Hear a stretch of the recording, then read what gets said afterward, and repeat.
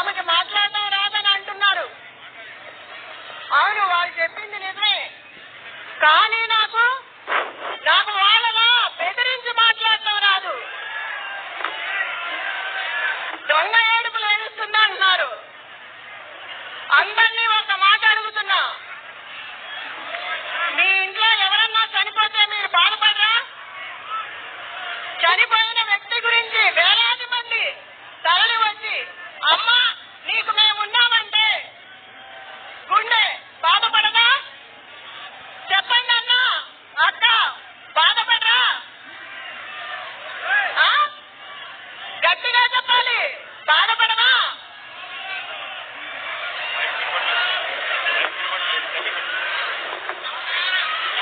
చెప్పండి, బాధ ఉండదా? మీ గోపన్న కోసం అంతమంది తరలి వస్తే మిమ్మల్ని అందరినీ చూసి మీ అభిమానాన్ని చూసి ఏడుపు లేదా? నాకు మీ గోపన్న గురించి మీకు బాధ లేదా? మరి నాకెంతుంటుంది ఇంట్లో మనిషికి? నా ఇంటి పిల్లలు, ఆడపిల్లలు ఇద్దరు గడప గడపకు వెళ్తున్నారు వాళ్ళ నాన్న కోసం.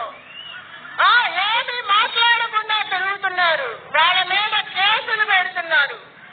నా మీద కూడా ఎన్నో కేసులు పెట్టారు. మీ అందరి గుండెలో గోపన్న అభిమానం ఎంత ఉందో వచ్చిన అందరినీ చూస్తే తెలుస్తుంది.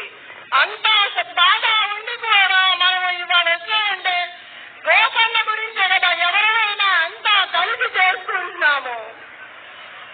అర్ధరాత్రైనా అపరాత్రైనా ఎవరైనా సరే మీ గోపన్న నెంబర్కి కాల్ చేస్తే మీ ఇంటికి వచ్చి నేను నిలబడతాను, మీకు అండగా ఉంటాను, మీకు ధైర్యాన్ని ఇస్తాను.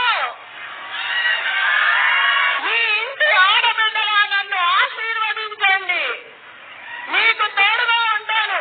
ఎవ్వరికీ భయపడాల్సిన అవసరం లేదు.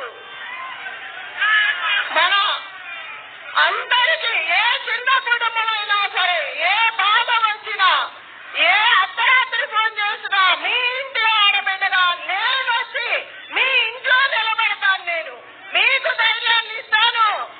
గోపన్న ఆశయాన్ని నిలబెడతాను. గోపన్న అనుకున్న అభివృద్ధి అంతా చేస్తాను. ఎవ్వరికీ భయపడాల్సిన అవసరం